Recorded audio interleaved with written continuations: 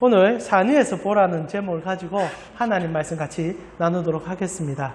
혹시 떡갈나무와 돼지라는 우화를 들어보신 적이 있으십니까? 워낙 많은 다양한 버전들이 있는 우화이기 때문에 한 번쯤 들어보셨을 것 같은데 내용은 이렇습니다. 어느 돼지 하나가 길을 가다가 지천에 도토리가 널려있는 밭을 보게 됩니다. 너무 행복해서 자기가 좋아하는 도토리가 너무 많은 것을 알고 거기에 털을 잡게 돼요. 그리고 그 돼지는 그 도토리를 먹으면서 인생을 이제 즐기기 시작한 겁니다.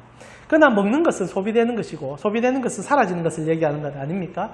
도토리를 열심히 얻다 보니까 서서히 사라지고 있는 거예요. 근데 기가 막히게 어느 날 떨어질 것 같다고 생각했는데 눈을 떠보면 도토리가 다시 충족이 되어 있는 겁니다. 떨어지지 않는, 마르지 않는 그런 도토리인 줄 알고 이 돼지는 늘 도토리를 먹으면서 행복했어요. 그런데 어느 날 도토리가 서서히 조금씩 줄기 시작하고 채워주는 빈도가 줄어들기 시작하니까 돼지가 조급해지기 시작했습니다. 왜 도토리가 나지 않는 거지? 도토리가 왜 떨어지지 않는 거지? 그래서 이제 돼지가 생각을 한 거예요. 가만히 보니까 내가 잠자는 사이에 도토리가 땅에서 솟아나는 것 같아. 그럼 이제부터 내가 할 일은 땅을 파야 되겠다. 그래서 돼지가 그 다음부터 최선을 다해서 땅을 파기 시작했습니다. 그러나 땅을 판다고 도토리가 나올 리가 없죠. 이렇게 열심히 팠어요. 그러나 도토리가 나오지 않는 겁니다. 파다가 나중에는 자기가 먹는 도토리가 모든 것이 사라지고 결국 파는데 자기의 삶을 다 쓰다가 기진해버려서 도토리가 힘이 다 빠져서 이제 누워버렸습니다. 그리고 이제 배도 고프고 힘도 빠지니까 이제 죽을 날을 기다리고 있는데 돼지가 너무 힘들어서 몸을 뒤척이다가 하늘을 쳐다보니까 떡갈나무가 보이는 거예요. 그리고 그 위에는 도토리가 지천에 널려 있는 겁니다. 그러나 아쉽게도 그 돼지는 힘을 다 써버려서 그날 그 도토리를 보면서 죽어버렸다는 우화입니다. 혹시 들어보셨습니까? 이 떡갈나무와 돼지의 우화입니다. 모르시는군요. 이 유명한 우화를. 많은 것을 내포하고 있는 우화 아니겠습니까? 우화는 여러분이 어떻게 맞닥뜨리고 어떻게 생각하느냐에 따라서 해석이 달라질 수 있지만 저는 이것이 하나님께서 우리에게 주시는 그 계시와 말씀과 흡사하지 않는가. 실제로 성경을 보면 땅과 하늘을 늘 비교시키고 있습니다. 땅은 소비재예요. 땅은 언제나 먹으면 사라지는 것들을 얘기합니다. 그러나 하늘은 언제나 공급체를 얘기하죠. 그래서 위로부터 주어지는 것은 채워지는 것이고 땅의 것을 먹는다는 것은 사라지는 것을 얘기하는 것이 성경 전체의 얘기입니다. 돼지가 땅에서 도토리가 나온 줄 알았던 거예요. 왜냐하면 땅에 늘 도토리가 떨어져 있으니까. 그러나 도토리는 나무에서 떨어지는 것이고 떡갈나무가 공급해 주는 것 아닙니까? 우리 그리스도인으로 표현한다면 세상 우리가 힘겹게 살아가고 최선을 다해서 살아가면서 우리의 것을 우리가 얻고 먹는 것 같지만 실제로는 하늘에서부터 하나님이 공급해 주지 아니하고는 그것이 주어질 수 없다는 것. 그것을 아는 자들이 우리 아닙니까? 돼지는 뒤늦게 알아서 이제 뒹굴다가 하늘 쳐다봤지만 그러나 우리는 그것을 알고 나아가는 자들로서 그것이 우리 삶에 얼마나 중요한 가치인지를 깨달는 것. 그것이 오늘 예배를 드리는 여러분에게 가장 중요한 가치가 아닌가 싶습니다. 최근에 저희가 전도서를 묵상했지 않습니까? 저는 정말 좋았습니다. 와, 전도서 말씀이 이렇게 우리 인생을 뒤흔드는 그 어떤 경보다 불경도 제가 여러 번 읽어봤고요. 그리고 도와 관계되는 책들도 여러 번 읽어봤지만 전도서는 정말 탁월합니다. 근데 탁월할 수밖에 없는 게 전도서의 저자가 가장 지혜로운 자면서도 인생의 쓴맛을 다 본 자였기 때문이라고 저는 생각을 해요. 실제로 돼지 같은 인생을 이 전도서의 저자가 살았기 때문이죠. 여러분 전도서 우리가 같이 묵상했지만 처음 시작이 어떻게 됩니까? 전도서 1장 1절부터 3절을 보니까 다윗의 아들 예루살렘 왕 전도자의 말씀이다 라고 시작합니다. 누군지 뻔히 아는 얘기죠. 솔로몬 아닙니까? 다윗의 아들이고 예루살렘의 왕이라면 솔로몬밖에 없죠. 그러면 여러분 성경을 몰라도 우리는 솔로몬이 누군지 잘 압니다. 당시 최고의 지혜자, 그리고 이스라엘을 가장 크게 부흥시킨 자, 당시 이제 팔레스타인 지역에서 가장 국격을 형성하고 그리고 국력을 가장 크게 형성했던 탁월한 왕. 그래서 여전히 솔로몬이라고 부르면 지혜와 그리고 지식의 대명사로 쓰이는 인물 아닙니까? 그래서 우리나라는 솔로몬 이름 가지고 이렇게 은행, 제3금융에서 은행도 만들고 하는데 그만큼 이제 우리에게 탁월한 이름으로 알려진 인물인데 그가 인생 말년에 대해서 어떤 얘기를 하는가 2절부터 3절을 보니까 전도자가 이르되 헛되고 헛되며 헛되고 헛되니 모든 것이 헛되다. 적어도 헛되다는 얘기를 5번 하는 거죠. 인생 끝에 가서 자기 인생을 돌아보니까 너무 허무하다 얘기하는 겁니다. 그러면서 3절에 해 아래서 수고하는 모든 수고가 사람에게 무슨 유익이 있더냐. 솔로몬 진짜 그랬거든요. 그가 잘 나갈 때 30대, 40대 평생 자기가 할 수 있는 모든 일들을 그 젊은 나이에 다 했습니다. 하나님께서 지혜도 주시고 부도 주셨어요.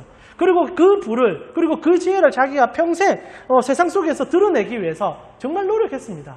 아시다시피 솔로몬은 탁월함을 세상 누구보다 가졌던 인물이죠. 그러나 아시다시피 그 탁월함은 그의 말년에 진짜 비참해집니다. 여러분, 그가 국가를 제대로 유지하고 싶어서 정략 결혼을 시작했었어요. 이집트와도 결혼을 하고요. 그리고 그 옆에 있는 아람하고도 결혼을 하고요. 그리고 여러분 잘 아는 그 수많은 나라의 공주들과 국가를 안정시킨다는 목적하에서 탁월한 정치적, 외교적 관점으로 결혼을 했어요. 그런데 말년에 어떤 일이 일어납니까? 그 여인들이 가지고 들어왔던 그 우상들이 이스라엘 전체를 지배하기 시작한 거예요. 몰록이라는 신이 이스라엘에 들어온 거예요. 몰록이라는 신은 자식을 죽여서 번제물로 드리는 종교입니다. 근데 그게 들어와서 왕궁안에서 행해지는 겁니다. 솔로몬이 이제 제어가 안 되는 거예요. 왜냐하면 외교적으로 결혼을 했으니까. 자기가 탁월했다 생각했어요. 그럼 우리나라가 잘 될 거라고 생각했던 거예요. 그리고 어떻게 했습니까? 솔로몬은 자식 농사도 엉망을 했어요. 자기가 생각하는 지식으로 가르쳤다 생각했는데 아들이 오히려 아버지의 가르침에 순종하지 못하고 바보처럼 자라납니다. 결국 솔로몬 사후에 그 아들은 아버지가 했던 그대로 행하다가 나라의 건축을 많이 하고 그리고 국민들을 불러가지고 노동을 시키고 하다가 나라가 반토막 나버립니다. 우리나라처럼 남북이 갈라지는 일이 솔로몬의 아들에게 생기는 거죠. 솔로몬이 나이가 들면 들수록 제어가 안 되는 겁니다. 처음에는 자기 손에 다 잡고 싶다 생각했고 내 이름이 영원히 기억될 거라고 생각했는데 어느 것 하나 자기 마음대로 되는 게 없어요. 그리고 이제 얘기하는 겁니다. 우와, 이게 뭐야? 내가 도대체 뭘 하고 살은 거지? 허무하구나. 그러나 여기서 끝나면 진짜 불쌍한 책이 전도서 아닙니까? 그러나 전도자가 우리에게 단 한 가지를 제시해요. 더 늦기 전에 돼지가 쳐다본 떡갈나무를 쳐다봐야 된다. 그게 진짜 사는 길이다.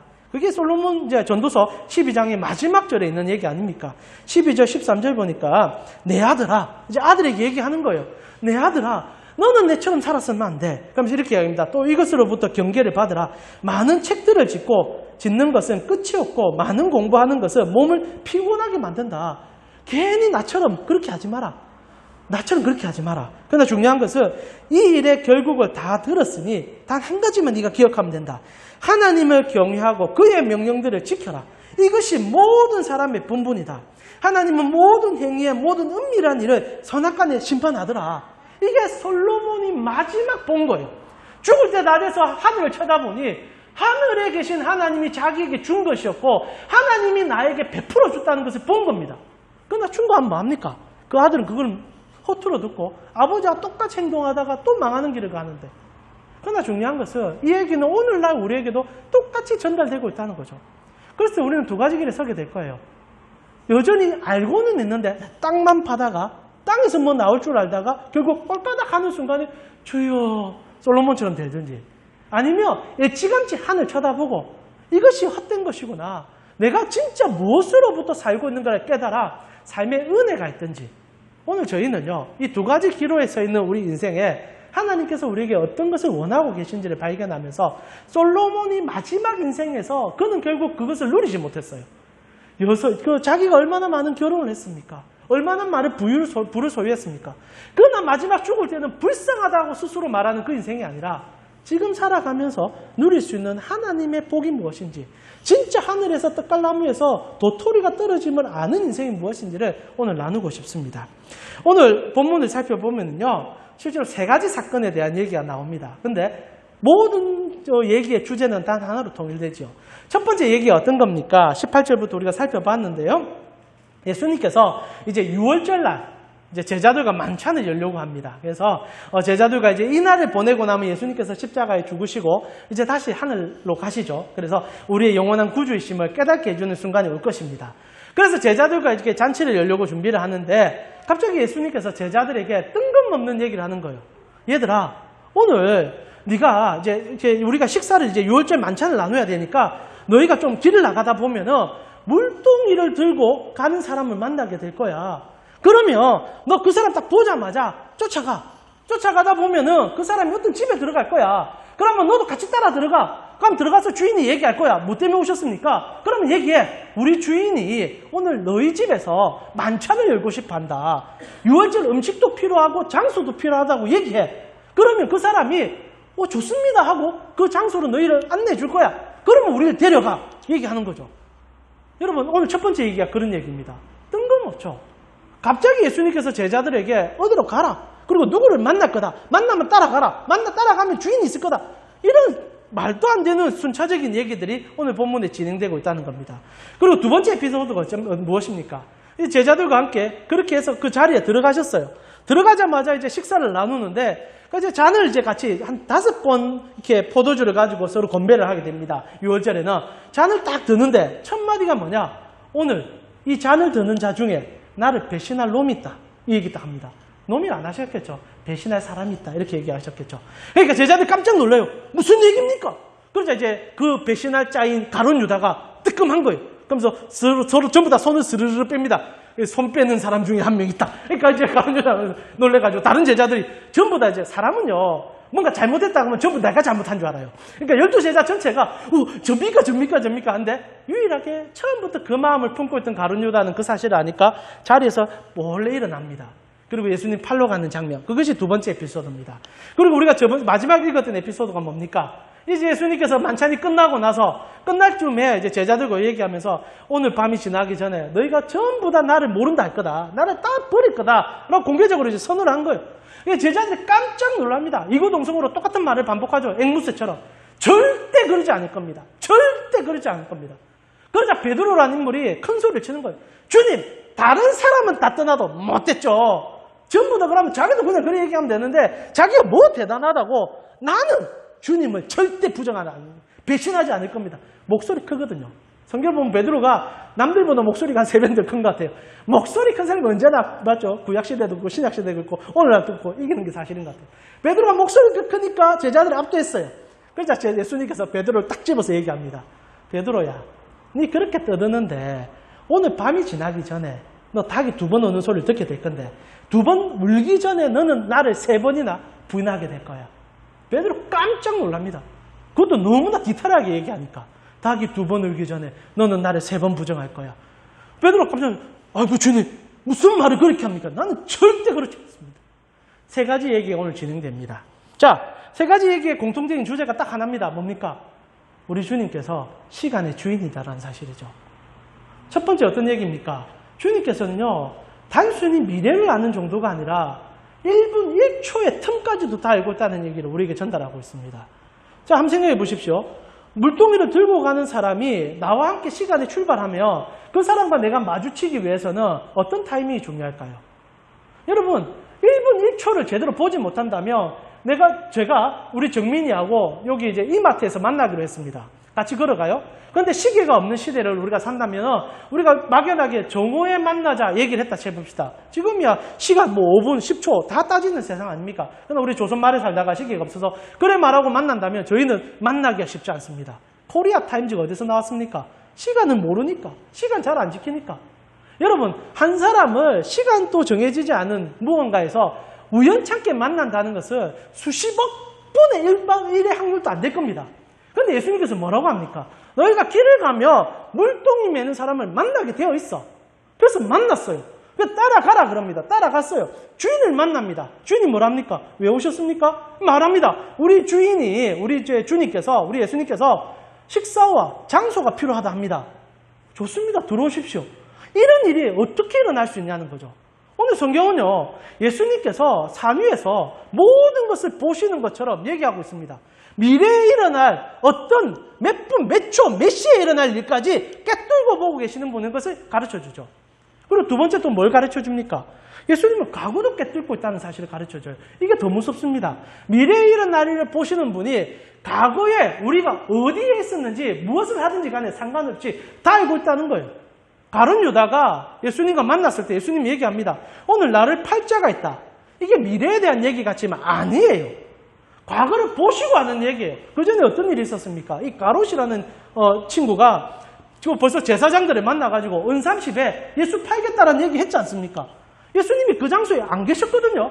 그리고 그들은 은밀하게 성소에서 그 얘기를 떠들었습니다. 근데 듣고 계셨다고 얘기하는 거죠. 내가 봤다라고 얘기하는 거예요. 그러면서 얘기하는 겁니다. 나를 팔 자가 여기 있다. 지금 우리는 이 세 가지 사건 속에서 우리 주님께서 미래도 아시고 과거도 너무나 잘 아신다는 거.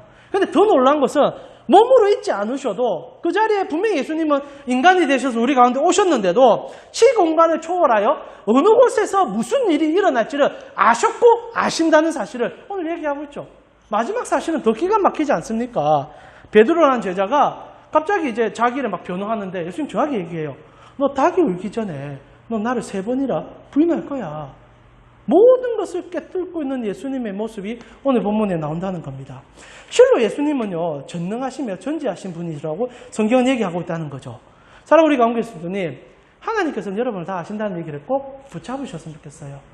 여러분의 과거, 미래, 주님은 손에 붙잡고 계십니다. 근데 오늘 저희가 진짜 보고 싶은 것은 문제는요, 아시는 주님이 바꾸시지 않고 있다는데 문제를 던져보고 싶다는 겁니다. 자, 한번 생각해 봅시다. 예수님께서 지금 다 알고 계시는 건 맞아요. 시간 위에 계시고 우리의 시간을 관망하시며 모든 것에 대하여 보십니다. 우리의 과거에 어떤 행동을 했는지, 그리고 우리가 어떤 생각을 했는지, 숨어있든 드러나든 다 아시는 분이 맞아요. 그리고 앞으로 우리가 살아가는 인생 속에서도 분초까지도 다 아시는 분이라고 얘기합니다. 무서울 정도로. 근데 그분이 오늘 모든 일어나는 일이 숙명론처럼 일어날 것만 얘기해 준다는 겁니다. 이게 더 이상해요. 여러분, 가룟 유다가 나를 팔 거다. 그거는 시편의 기록처럼 누군가 나를 팔 것을 과거부터, 태초 전부터 예약되어 있는 것처럼 가룟 유다에게 그리고 제자들에게 설명해낸다는 겁니다. 그러면 가룟 유다는 살아갈 이유가 있을까요? 태어났을 때부터 그는 마치 예수님을 팔기 위해서 태어난 자라며 그의 인생의 사용 용도는 그거밖에 안 되는데 그가 감히 이 땅에서 살아가면서 수고하며 힘들었던 것은 무슨 이유 때문입니까? 말 그대로 벌레 같은 인생밖에 안 됐는데 예수님이 뭐라고 합니까? 태어나지 않았으면 좋아할 뻔했다. 그런 인생이 왜 태어나서 왜 그런 모진 고통을 당하다가 왜 예수님을 팔고 그는 비참하게 자기 목을 메어 죽을 수밖에 없냐는 거죠. 베드로도 똑같습니다. 닭이 2번 울기 전에 3번 부인할 거다. 예수님 알고 있잖아요. 바꿔주면 안 됩니까? 그거 안 하게 해주면 안 됩니까? 근데 그냥 놔둬요. 베드로가 그래 하기 둔단 말입니다. 그리고 나서 짠하고 나타나서 니 그랬지. 그럼 이게 뭐냐는 거죠. 일어날 일은 일어나는 거고 그리고 일어난 일은 바꿀 수 없는 겁니까? 오늘 예수님께서 시간 위에 계시는데 그 시간 위에서만 보고 계시는 거예요. 일어날 일은 일어나게 돼 있다. 그리고 너희는 내 안에서 내 손바닥 안에서 무엇도 못할 거야. 흘러가는 대로 지나가니 너희는 그냥 내가 하나님인 줄만 깨달아라. 이런 하나님처럼 우리에게 오히려 줄 수 있는 본문이 오늘 본문이라는 거죠. 사랑 우리 가운데 계신 분, 제가 갑자기 흥분을 했는데 어떻습니까? 하나님께서, 우리 예수님께서 오늘 본문 속에 3가지 시간의 위에 계시는 그분께서 우리에게 무슨 말씀을 하고 싶은가라는 질문을 던져보고 싶지 않으십니까? 근데 여기서 오늘 성경이 우리에게 얘기하고 싶은 본질적인 은혜가 드러납니다. 제가 이렇게 좀 시니컬하게, 좀 비판적으로 얘기했지만 실제로는 그렇지 않다는 거죠. 여러분, 이것은 제가 신비라고 드리고 싶고 이것을 우리 이성으로 이해할 수 없다고 말씀드리고 싶습니다. 첫 번째 분명한 것은 우리 주님께서 시간 위에 계셨고 모든 것을 관망하시며 우리가 어떻게 될지를 알고 계셨다는 건 분명합니다. 그런데 아이러니하게도 우리는 숙명론처럼 우리 인생의 흐름 속에서 주님이, 하나님이 정해준 길을 갈 것처럼 마치 우리가 사주팔자를 보며 누군가 인생이 정해진 것처럼 생각할지 모르지만 우리 예수님의 행동은 안 그렇다는 겁니다. 분명히 정해져 있는 건 맞는 것 같아요. 예수님이 다 압니다. 아는데 그 예수님의 행동은 어떻게 하든 바꾸려고 한다는 말입니다. 가룟 유다도 똑같아요. 정해진 틀이 있는 것처럼 얘기해 주십니다. 너는 그렇게 태어났고 그렇게 될 것처럼 얘기하지만 정작 예수님의 행동은 가룟 유다 옆에 붙어서 계속 바꾸려고 노력을 하고 있다는 겁니다. 여러분, 예수님께서 숙명에 사로잡혀 있는 것이 오늘 성경의 기록이에요. 끊임없이 가룟 유다에게 가르칩니다. 여러분, 만약에 그가 팔자면 예수님이 그 만찬 옆에 자기 옆에 세워가지고 그런 얘기 해주면서 중보를 주고 가르칠 이유가 어디 있겠습니까? 그냥 할 일을 하라, 이게 끝이면 되는데 끊임없이 품어주시고 사랑해주고 3년 동안 어떻게 하든 가룟 유다가 그 길을 가지 않게 하기 위해서 노력하는 예수님이 성경 곳곳에 드러난다는 거죠. 베드로 또한 똑같습니다. 베드로가 분명히 정해져 있느냐? 그럴 수도 있습니다. 그러나 놀라운 것은요, 오늘 부정하고 부인하고 그가 외치는 베드로를 향하여 예수님은 베드로 인생 자체를 바꿀 힘이 있는 것처럼 얘기해주고 있다는 거죠. 실제로 예수님께서 제일 처음 베드로를 만났을 때 제일 먼저 한 일이 이름 바꿔주는 거였습니다. 여러분 잘 아시지요? 제가 한번 읽어드리겠습니다. 요한복음 1장 42절이지요. 데리고 예수께서 오니 예수께서 보시고 이르시되 내가 요한의 아들 시몬이니 장차 게바라 하리라 하시니 게바는 번역하다. 처음부터 베드로 만나서 하는 일이 뭐냐? 바꿔주고 싶은 일을 하는 거예요. 이름을 바꾼다는 것은 존재를 바꾸는 것이고 존재를 바꾼다는 것은 그 인생 전체를 바꾸겠다는 의지를 나타내는 겁니다. 어떻게 다 큰 어른의 이름을 30도 안 된 사람이 바꿔주겠다 얘기합니까? 자신감이죠. 내가 너의 모든 것을 바꿀 수 있다는 자신감이죠. 그렇게 시작한 인생입니다. 그러나 예수님께서는 분명히 베드로가 갈 길을 다 알고 계셨어요. 너의 이름이 베드로다. 이제 반석이 될 것이다. 그리고 그가 어떻게 반석될지를 보고 계셨어요. 그러나 정말 중요한 것은 우리 주님께서 바꾸고 계셨다는 겁니다. 분명히 시간의 흐름처럼 가는데 정해진 운명이 있는 것 같은데 중요한 것은 우리 예수님께서 우리의 삶 그리고 그들의 삶에 들어가셔서 어떻게 하든 그 운명을 뒤집으려고 노력하고 계셨다는 것이 성경의 기록이라는 거죠. 실로 예수님께서는 우리 모든 것을 아시는 분이 맞습니다. 그런데 아시는 그분이요 바꾸려고 하고 있다는 거예요. 여러분 이것이 저는 여러분과 저에게 가장 큰 은혜가 되어야 된다고 생각을 합니다. 여러분 예수님의 행동들 도대체 이해가 안 갑니다. 정해진 운명처럼 하늘에서 보시면서 다 아시는 그분이 왜 자꾸 들어와서 우리 삶에 개입하는가?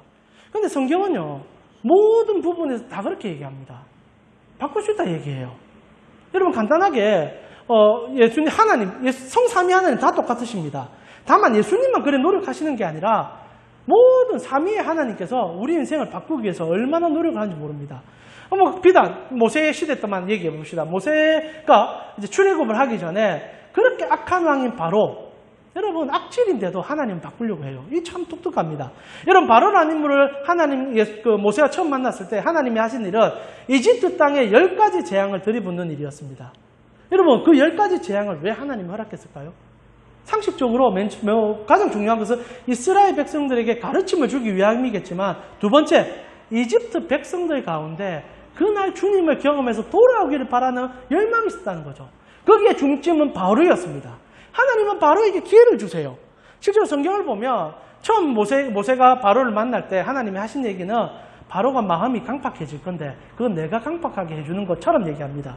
그런데 아이러니하게 10가지 재앙이 일어날 때 5가지 재앙까지의 기록을 보면 성경은 독특해요. 마음의 강팍함을 주도하는 게 바로예요. 그리고 하나님은 끊임없이 바로를 만나라고 합니다. 모세에게. 만나라. 그러니까 바로가 자기 마음을 꽁꽁 싸매요. 그리고 6번째 재앙부터 어떤 일이 일어나냐. 하나님께서 바로의 마음을 붙잡기 시작해요. 바로가 돌아가고 싶어도 못 돌아가는 길이 있다고 얘기하죠. 독특한 거예요. 바꿀 기회가 있고 바꾸지 못할 기회가 있는 것처럼 성경 묘사해 준다는 겁니다. 비단 여기뿐입니까? 저희가 지금 성경 읽기 열심히 하고 있는데 열왕기 이제 하루 넘어갔지 않습니까? 오늘 열왕기상 마지막 부분에 보면은 아합이라는 인물 있지 않습니까? 하나님 진짜 이해가 안 가요. 이 아합이라는 인물이 어떤 인물이라면 정말 못했거든요. 그냥 못된 정도가 아니고 악하다 해도 갖다 붙일 악하면 다 있는 인물이에요. 그런데 한번 아합이 어떤 일을 일으키냐면 길을 가다가 수요 성경부터도 한번 얘기했는데요. 지나가다가 나봇이라는 인물이 포도원을 경영하고 있었습니다. 욕심 많은 이 아합이 지나가다 보니까 너무 좋은 거예요. 그래서 이야 저거 내 한번 가져가 봐야겠다. 그래서 이제 그 나봇을 만나서 딜을 한 겁니다. 왕이 백성에게 땅을 달라고 얘기한 거예요. 당연히 드려야죠. 그것도 그냥 빼앗겠다는 게 아니라 돈을 주겠다는 겁니다. 그런데 여기에 하나님이 걸려들어 버려요. 이 나봇의 사건은 참 재밌어요. 나봇을 만나서 이제 아합이라는 왕이 땅 좀 더. 그러니까 갑자기 나봇이 왕이시 그럴 수는 없습니다. 그리고 얘기하는 게 이 땅은 우리 하나님께서 우리 조상에게 준 겁니다. 왜냐하면 이스라엘 백성들은 땅을 소유권이 하나님의 있음을 인정하는 나라였고 그래서 모든 백성은 하나님으로부터 땅을 분배받은 자들입니다. 그래서 팔 수도 있고 그리고 어떻게 할 수 있지만 돌아오게 되어 있고 그리고 해결해야 될 문제였던 거죠. 오늘 나봇이 그 얘기를 하는 겁니다. 이것은요 왕에게 팔 수 있는 것이 아니라 하나님에게 나에게 주신 겁니다. 신앙 고백을 해요. 그런데 아합이 얼마나 못된 놈인지 그걸 가지고 속이 끙끙 앓는지 집에 와서 막 잠을 못 자는 거예요. 그 땅 건 너무 좋다고 진짜 늘린 땅이 있어요. 악한 놈들이 이렇습니다. 악한 놈들은요, 자기 손에 천이 있어도 하나를 빼앗고 싶어 하는 사람들이에요. 그걸 여러분 보면서 얼마나 힘듭니까? 어떻게 하나님 심판하지 않느냐고 질문하죠. 걱정 마세요. 하나님 심판합니다. 분명히 심판합니다. 하나님 모르지 않아요. 다만 오늘 말하고 싶은 것처럼 기회를 줄 뿐이지, 기회가 끝났을 때는 심판이 얼마나 무서운지를 꼭 깨닫게 될 거예요. 중요한 건 아합이요. 그러고 나서 자기가 이제 소갈이 하면서 뒹굴뒹굴 하면서 이러고 있는 거예요. 사람이 얼마나 못했습니까? 근데 그 옆에 그렇게 악독한 이세빌이라는 여자가 있지 않습니까? 이방의 여자로 여러분 결혼을 잘못한 거죠. 그래서 그 이방의 여자가 쳐들어와서 이제 아합에게 얘기합니다. 왕이시여, 그렇게 뺏고 싶습니까? 뺏고 싶다. 어떻게 합니까? 그러면 내가 지혜를 쓸 테니까 내 따라 하십시오. 그리고 어떤 일을 하느냐? 그 나봇이 있는 마을에 금식령을 선포합니다. 그리고 나서 이제 나봇 보고 이제 찾아와서 네가 그렇게 헌신되니까 높여줄게 하고 부릅니다. 근데 그때 깡패 둘이를 불러가지고 모함을 시작하는 거예요. 내가 들었다. 나봇이 하나님도 저주하고 그리고 왕도 저주하더라. 그리고 그 자리에서 즉결 심판 내리게 합니다. 돌로 나봇을 쳐서 죽이게 만들어요. 여러분, 당시 이스라엘이 얼마나 악했는지 모릅니다.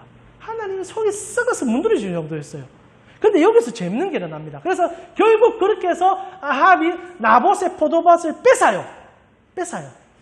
그리고 나서 기분 좋아가지고 하하하하 하는데 엘리야라는 선지자를 통해서 하나님이 보냅니다. 너 이제 죽었어. 나 봤어. 하나님 보시는 분이거든요. 나 봤어. 본 거 내 그대로 심판할 거야. 그때 얘기합니다. 근데 그때 어떤 일이 생기느냐. 자, 우리 열왕기상 21장 27절을 보니까 이런 얘기합니다. 아합이 이 모든 말을 들을 때 이제 엘리야가 찾아와서 이제 나봇에 이제 아합에게 얘기한 거죠. 너는 이제 죽었어. 너만 죽는 게 아니라 너희 집안 다 죽었어. 실제로 다 죽습니다. 그리고 너가 흘린 피를 걔들이 다 핥게 될 거야. 무시무시한 저주를 들어요. 그때 아합에게 이제 엘리야가 찾아서 선포하죠. 여기부터 이상한 겁니다.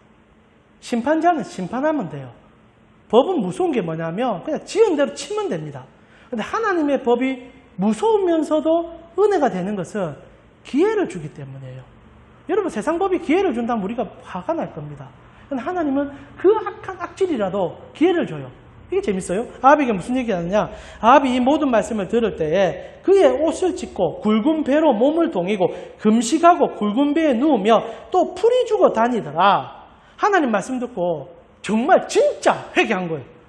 내가 진짜 잘못했습니다. 이때 역분이긴 하지만 그 딱 단회적인 사건이지만 정말 엎드려가지고 하나님 내가 잘못했습니다. 내가 진짜 실수했습니다. 아이러니하게 하나님 뭐라 하시느냐. 28절부터 여호와의 말씀이 디십 사람 엘리야에게 임하여 이르시되 아합이 내 앞에서 겸비함을 내가 보느냐. 그가 내 앞에서 겸비함으로 내가 재앙을 저의 시대에는 내리지 아니하고 그 아들의 시대에는 그의 집에 재앙을 내가 내리겠다. 용서해줘요.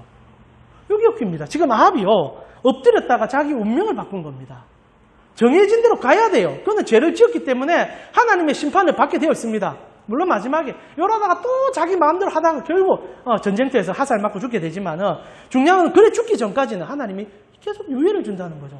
아합은 한 번 엎드렸다가 자기 인생이 한 번 변화되는 경험을 하게 됩니다. 성경을 보면 하나님 앞에 제대로 섰다가 인생 변화되는 사람 참 많아요. 너무 많아. 히스기야. 죽기 전에 하나님 앞에 섰다가 일용도 1도가 뒤로 감을 통하여서 생명을 30년 연장받습니다. 운명이 바뀌었어요. 여러분, 참 아이러니하게 우리에게 정해지는 길들이 정해진 것 같은데 하나님 편에 서면 정해진 게 하나도 없다고 말해주는 성경입니다. 오늘 본문도 똑같아요. 분명히 손바닥 안에 다 쥐고 있습니다. 다 보세요. 그리고 넌 어떻게 갈 것이고 넌 어떤 삶을 살지를, 그리고 어떤 삶을 살았는지도 주님이 다 압니다. 근데 뭐라고 하십니까? 나와 함께 가자라고 계속 얘기해요. 내 손 붙잡자고 얘기합니다. 여러분, 성경을 보면서 우리가 가장 아이러니한 것은 아시는 그분이 바꾸려고 한다는 거예요. 이게 우리 성경이 우리에게 얘기하는 겁니다. 여러분, 우리가 믿음의 종교 아닙니까? 믿음의 종교죠. 여러분, 믿음의 반대말이 뭔 것 같습니까? 많은 사람들이 믿지 않음, 아니면 불신 이렇게 얘기하지만 아니에요. 믿음의 반대말은 숙명입니다. 바뀌지 않는다는 거예요. 실제로 우리가 인생을 살아가면 숙명론에 휩싸일 때가 있습니다. 내가 소유한 거, 내가 가지고 태어난 거, 그리고 내가 붙잡고 있는 거, 그것 때문에 내 인생은 정해질 것처럼 착각하죠. 그러나 예수님께서 우리에게 하고 싶은 얘기는 믿음입니다. 무엇을 믿습니까? 바뀔 걸 믿는 거 아닙니까? 회복될 걸 믿는 거 아닙니까?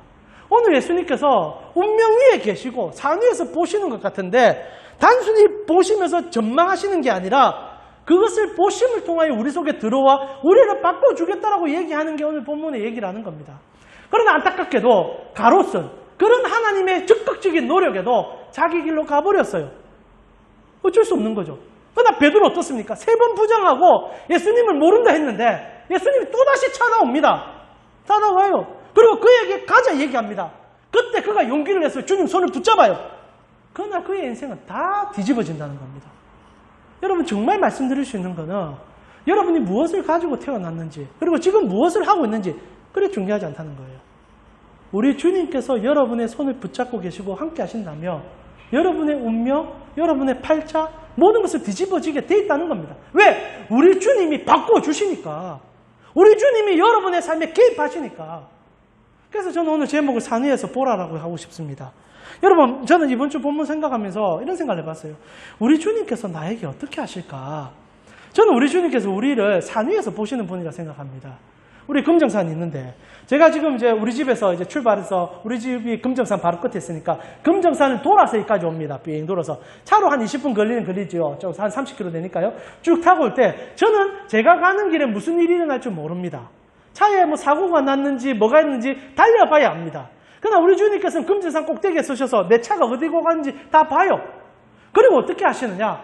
기도라는 무기나 삶의 영향을 통하여 우리에게 전달하시는 분이라는 거죠. 보시기 때문에 길을 비껴가게 해주신다는 거예요. 보시기 때문에 어떻게 가야 될지를 알고 얘기해 주시는 분이라는 거예요. 저는 주님께서 우리 삶에 그리하고 계시는 걸 믿습니다. 여러분이 지금 달리고 있잖아요. 앞에 무슨 일일지 모르기 때문에 때로는 교통사고가 나가지고 속도가 늦어지면 불평불만이 나옵니다. 이거 뭐 때문에 사고가 났냐? 그러나 우리 주님 산에서 보시면서 하는 얘기였어요. 그 사고가 나야 네가 그대로 가다 안 죽는다. 네가 잠시 서야 돼. 그래서 그걸 세우는 분이 우리 주님이라는 거예요. 우리에게 있어서 시간의 흐름이라는 것은 주님의 바꿈의 흐름이라는 겁니다. 절대 여러분 그대로 망하지 않아요. 절대 그대로 쓰러지지 않아요. 왜?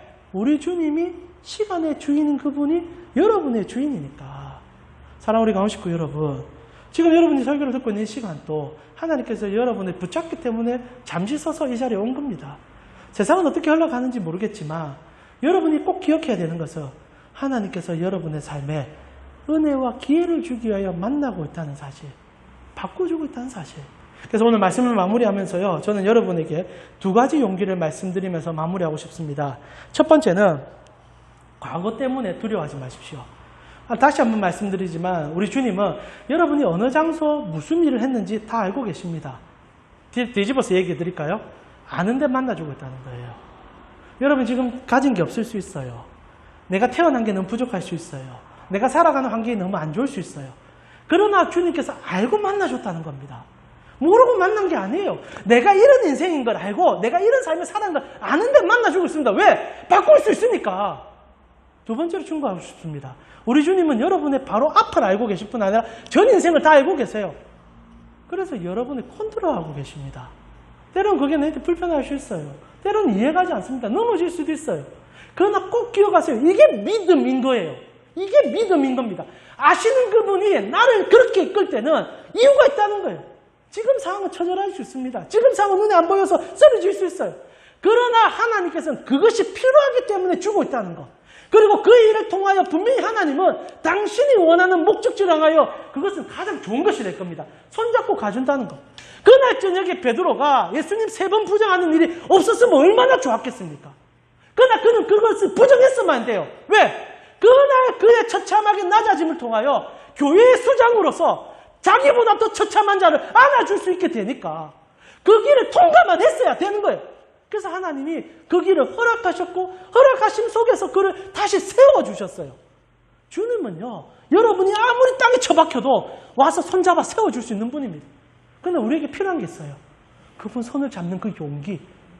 그게 가롯이 안 됐던 거예요. 가롯은 하나님 앞에서 그 수많은 얘기를 듣는데도 가롯은 결국 어떻게 합니까? 그냥 자기가 자기 인생의 주인이냐 목숨까지도 자기가 끊어버립니다. 가장 어리석은 인생이에요.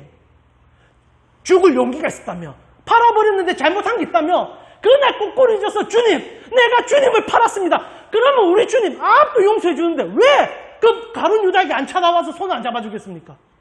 근데 가롯이요, 하나님의 전지전능하심을 믿지 않았어요. 그냥 자기 인생에 책임을 지겠다고 죽어버린 거예요. 이게 인생 살 때 가장 비참한 겁니다. 이게 도토리의 땅에서 파는 돼지와 같은 거예요. 우리가 가장 절박할 때 해야 될 일 딱 하나, 엎드려서 하늘을 쳐다보는 거 아닙니까? 그때 하늘로부터의 위로가 주어지는 거예요. 여기서 나 안 죽는다! 여기서 나 끝나지 않는다! 왜? 우리 주님이 이것을 나에게 주셨기 때문에. 주신 그분은요, 너무 힘을 주실 뿐 아니라 넘고 나면요, 여러분 분명히 약속할 수 있습니다. 하나님의 영광을 볼 거예요. 그래서 우리 삶에 때로는 고달픔이 몰려올 때 하나님을 향한 믿음을 가지고 일어서라 얘기해 드리고 싶습니다. 결국 가롯이라는 인물은 하나님을 못 봤어요. 마지막 기회까지도 자기 손으로 날려버렸어요. 그러나 베드로와 나머지 제자들은 똑같은 배신, 똑같은 배반을 하는 속에서도 주님을 다시 한번 붙잡았습니다. 도망갔어요. 숨었어요. 그러나 주님 다시 부를 때 용기를 내어서 정말 울긋빛이 어려워서 어떻게 표정을 지을지 몰라서 찾아갔는데도 주님 손잡았어요. 그리고 마지막 날 주님께서 뭐라고 얘기합니까? 승천하기 전에 베드로에게, 네가 나를 사랑하느냐? 베드로에게 너 어떤 사역할래? 너 무엇을 원하네? 그런 얘기 안 묻습니다. 딱 하나 물어요. 너 나 진짜 사랑하느냐? 베드로 말 못하죠. 자기 인생을 이제 아니까. 주님, 나는 그런 상상 잘 못합니다. 또 물어봅니다. 너 나를 사랑하느냐? 그리고 세 번째 부를 때 베드로가 말하죠. 주님, 흉내는 내보겠습니다. 그게 된 거예요. 그게 된 거예요. 사랑하는 우리 가운 식구 여러분, 지금 우리가 깜깜한 길을 걷는 것처럼 한치 앞을 볼지 몰라 내가 오늘 정말 죽겠구나, 내일 걸려서 내가 넘어지겠구나 하는 순간이 올 수도 있습니다. 그러나 다시 한번 여러분에게 위로드리고 싶고 확실하게 성경에 기록된 얘기를 해주고 싶은 것은, 여러분 안 죽습니다. 안 죽을 뿐 아니라 하나님 만나게 될 거예요. 믿으십시오. 믿음을 통하여 하나님의 영광을 드러낼 때 여러분 삶에 그 어떤 은혜보다 크신 하나님을 맛보는 날이 분명히 올 것입니다. 우리 시간 전능하신 나의 주 하나님 함께 찬양하면서요, 세상이 우리에게 얄팍하게, 사단이 우리에게 얄팍하게 얘기합니다. 넌 그거밖에 할 수 없을 거야. 너는 그걸로 끝날 것이야. 너의 숙명은 그것이야. 그래서 믿음이 필요한 겁니다. 전능하신 하나님이 내 인생 붙잡고 있다. 난 안 죽어. 난 죽을 수가 없어. 왜? 주님 만나는 그날까지 주님이 나의 공급자가 될 것이기 때문에. 이 시간 우리 전능하신 나의 주 하나님 함께 찬양하면서 여러분의 삶을 주님께 다시 한번 의탁하는 귀한 시간 되셨으면 좋겠습니다.